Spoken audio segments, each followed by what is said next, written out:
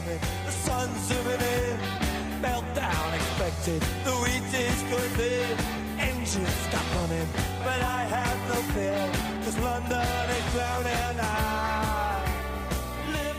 Good evening, everyone, and welcome to the By the Minute Arsenal podcast. I say welcome. We're going to have to get through it, given it comes after a defeat in the North London derby, which it was only 1-0, but I think there was more to it to dislike, if I can put it that way. I won't be on my own, I'm glad to say. I am Matt H. We also have Matt V. Hello, Matt. Evening. Let's just try and get through this rapidly.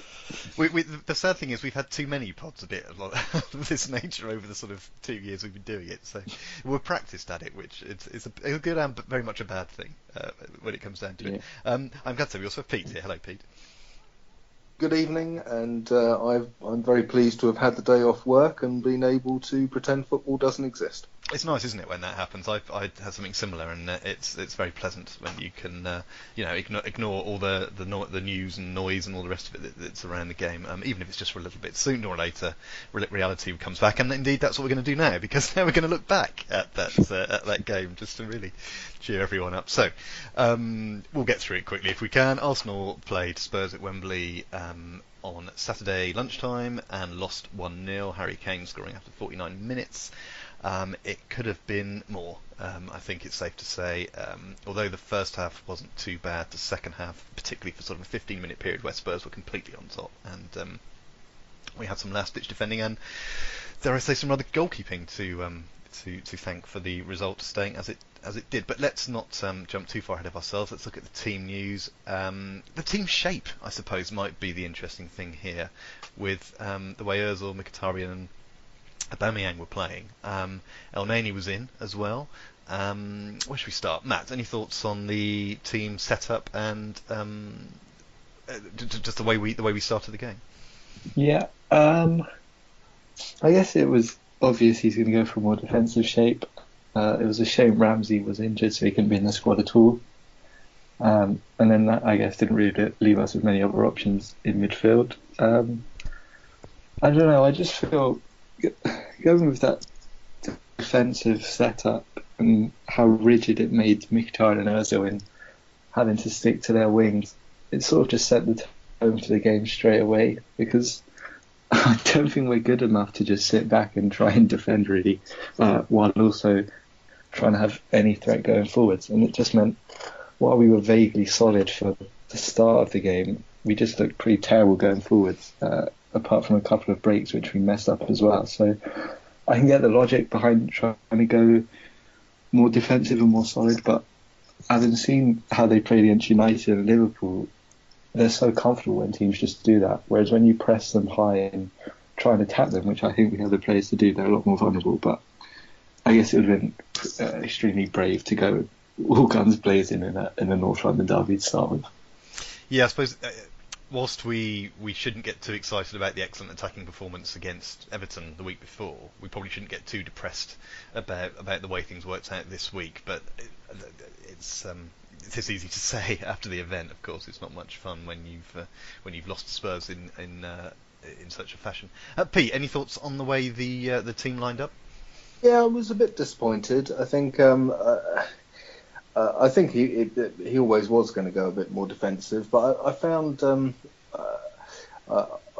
it a bit annoying to sort of not go one way or the other. To just we could have gone to a back three, which possibly would have been better, or we could have just stayed almost exactly as we were against Everton and just not bothered with the defensive changes. And we sort of, it seemed to be a halfway house to me that wasn't really very satisfactory. That's a good way of putting it. Sorry, go on. Particularly in Ramsey's absence, just thought that it's a shame that we tried that, and I'd have rather we'd just gone one way or the other, really.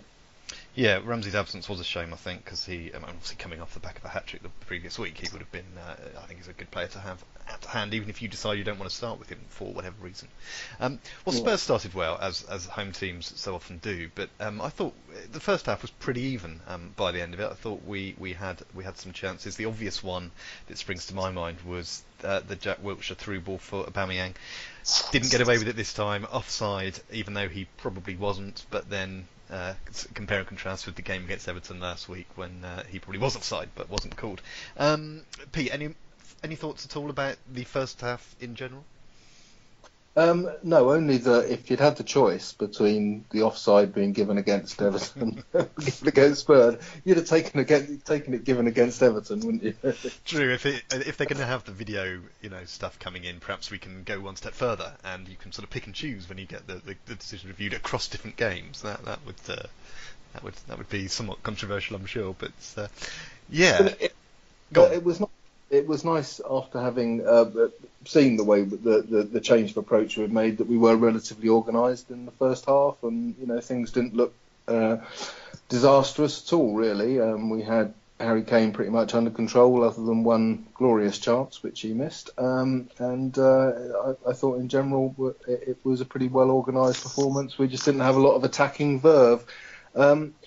Tell me, had Ozil and Mkhitaryan swapped sides from the Everton game? Weren't they left and right and the other way round in this?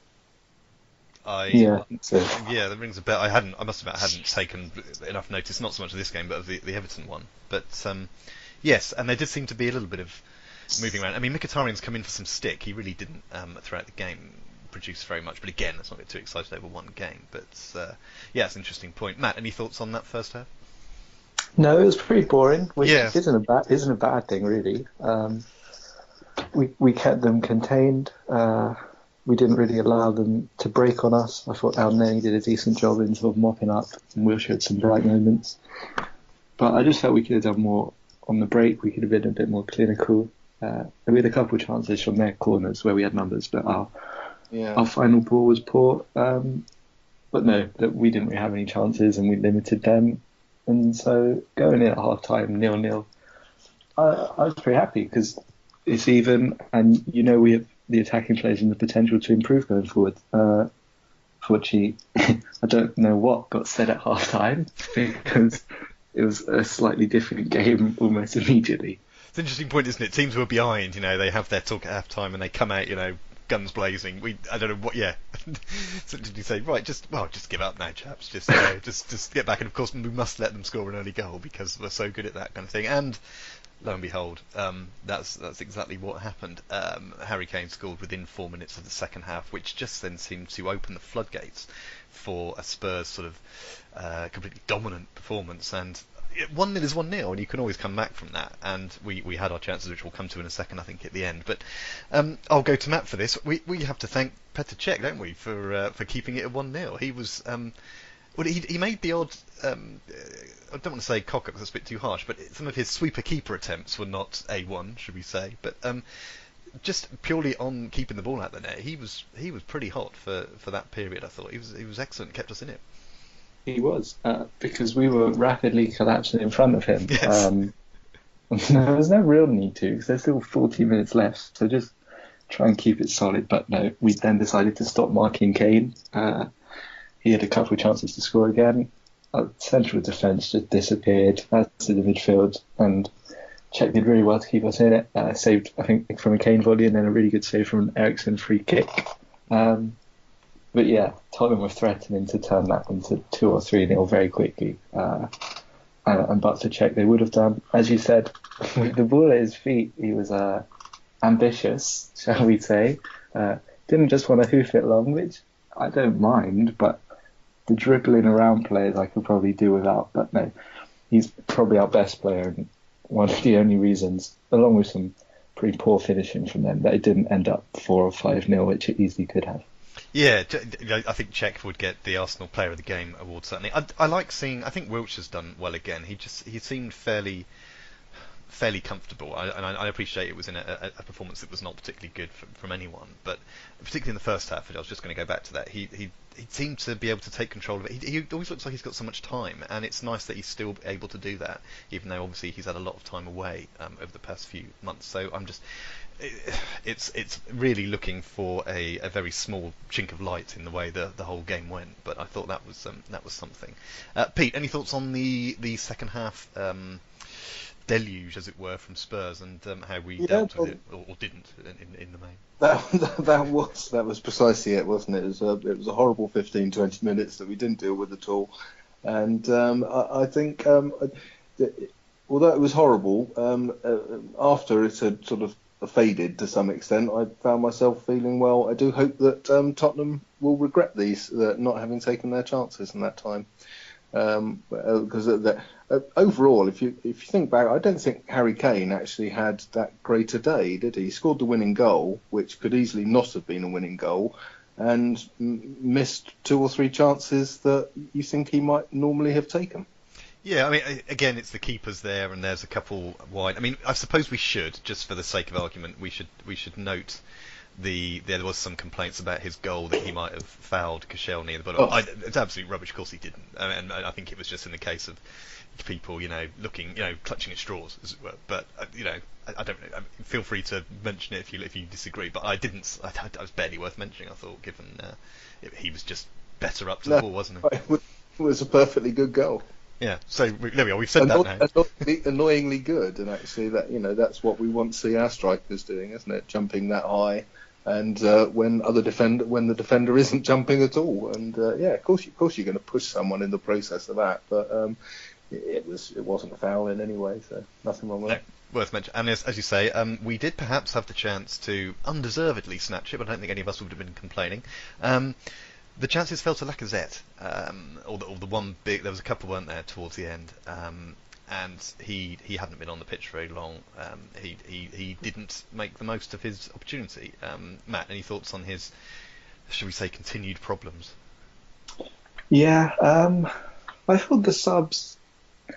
I didn't have a problem with who came on, but I'm not sure about the way they were used. So Mkhitaryan wasn't having a great game. That's fine, going off, and Elneny, you have to sacrifice for going forward more, but putting Aubameyang out on the left wing and then having Iwobi in a central position while Ozil's still out on the wing, I struggle to understand, really. When we're chasing a game, we don't really want Aubameyang tracking back at, in our own box at left back. And then even when Welbeck came on, Welbeck was still through the middle while Aubameyang's out on the left wing, so I don't really know what the strategy there was. Lacazette, he's got no confidence at the moment, does he? I know he's coming for a lot of stick, but it's one of those things. He missed the volley, which was a good chance, and the second one is even better. It's probably not as easy as people have made out. Obviously, Lloris is coming out pretty quickly and tightening the angle, but he has to score there, and that would have salvaged a terrible day for us. But look, it's not his fault we lost, really. I think the problems were a lot before that. True, because I was actually quite infused in the first half. Perhaps infused is overdoing it, but we did look fairly solid at the back after those first few minutes. But we couldn't get anything going at the other end. It's interesting looking at the stats. I probably shouldn't take too much store by them, but ball possession was 50-50, apparently. I can't believe that, but that's what 2 different stats things have told me. Corners, obviously, Spurs were a mile ahead with that, but in terms of the total passes, very similar, tackles, very similar, free kicks, exactly the same, according to this stat here.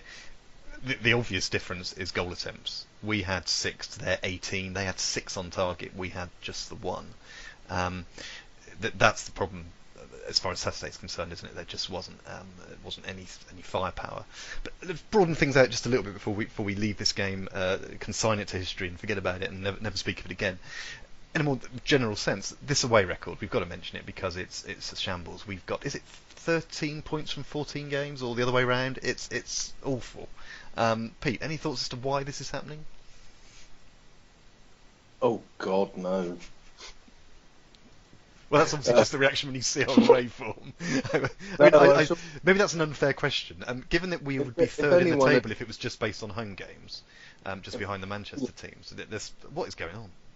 If anyone would have had the answer, we'd have solved the problem, wouldn't we? It's just astonishing that we can be so bad away from home and so good at home. It's very, and no, I've got no idea whatsoever. I don't know if it's. Well, obviously, it's built up over a very long time. It's not just this season. It goes back beyond that. And it's not a solution, but maybe it is just that we don't think we can play in in our usual attacking manner when we're away from home, that the players just can't get it into their heads that they can play that same way. Or the defenders just can't cope with not knowing where they are. I don't know. It's just unbelievable. It's ridiculous, particularly when I think the manager said not very long ago he didn't see why it should be any different. Well, we've played 14 away from home. We've won 3, drawn 4, lost 7 for 13 points.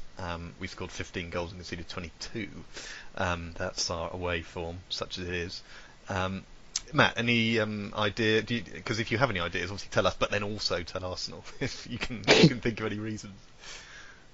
No, I've no. It has to be psychological, I guess, and it's just getting worse and worse with every awful performance we put in. Because at the first sign of trouble, everything seems to come crumbling down. We're vaguely solid for a bit, but then, we saw it at Bournemouth. Once we conceded, we fell apart. Swansea, we got back into the game, but then we collapsed again. Watford, earlier in the season, we were winning and then collapsed at the end. So as soon as something goes wrong, they just don't seem to be able to stem the tide or just keep it solid for a bit. And I think it's getting worse because there's now not a single away game I feel confident we'll win, despite my predictions. Yes. But it's just so annoying because when you look at the rest of the league, apart from Man City and the teams in the top 4, they're really not that good. There's been so much inconsistency. Even United in second haven't been that good. Conte seems like he's trying to get sacked, and we still can't gain ground on Chelsea. If we just performed vaguely decently this season, we'd probably be in the top 4. But as it is, we've been so bad away from home. It looks like we have no chance of coming anywhere near it. I think it could just be a case of one good away performance, in a big game like the one that's just gone, and I think that could turn things around. But unfortunately, that doesn't look like it's coming anytime soon. No. I have just thought of one reason. Oh, go on. Well, we're more likely playing away to be wearing that hideous blue. I should have guessed. I should have seen that coming. We don't even have that to blame, though, do we? Not this weekend, no. Week, but I did was as much as shambles this weekend. I really didn't, and we had a very bad 15 or 20 minutes. But I really don't think that this weekend was indicative of the sort of shambles that we've had in the past. All right, well, let's move on from this weekend, shambles or otherwise for the moment, and have a quick look at the league table. The results mean that we are currently 7 points off the top 4. If Chelsea beat West Brom at home tonight, then we will be 8 points off the top 4. With 11 games left, without doing all the maths in any detail, that essentially means we have to win 3 more games than at least 2 of those teams above us. I think if we had them all at home, that might be possible, but that's not the way it's happening. The other thing is, of course, we don't play another league game now until March, because of the way things have moved around with the League Cup final and whatnot. So by the time we come to play in that game against Man City, just to add that to it, we could be the top 4 could be out of sight, and of course if we lost that game, that would be that. So rather nicely, this links us into our perhaps only chance of Champions League place next season, for our chance to be knocked out at the last 16 stage, is the Europa League. And the Europa League is where we turn our attention to next. We play Östersunds, and I'm hoping that's how you say it, in the first leg on Thursday of the, I don't even know what round this is, last 32? I've lost track. Yeah. That sounds about right. 6 o'clock UK time, Thursday evening. Now, I'm not going to expect a full sort of chapter and verse on this team from either of you, but it will be interesting to hear your thoughts. First of all, let's have a look at the prediction league. Well, nobody got any points on Saturday because we all had a draw or an Arsenal win, which was brave of us, and foolhardy as it turns out. But let's have a word or two on and any thoughts on this game. Now, there's a very interesting article in The Guardian today, if people are interested, an interview with the manager Graham Potter. As the name suggests, he's English, and he's the only English manager still in any European competition, which is an interesting little thing. And if you're reading through that, there's some interesting little bits and pieces about how he's done, how he's done since he's been at the team. There is talk of building a statue of him. That's how well he's done, just as a comparison. Let's start with Matt. Any thoughts from the Arsenal perspective? Who might be playing. I mean, is there going to be much difference anymore between our first team and our Europa League team? And what you think the score might be? Yeah. Well, having seen that there's been quite a lot of snow and how cold it is, I'm up for using this game as punishment for players who have let us down recently. So I'm more than happy to. For once, I'm going to advocate Xhaka starting in midfield. I'm happy. I think Bellerin could do some further work on his crossing, so I think we should send him there.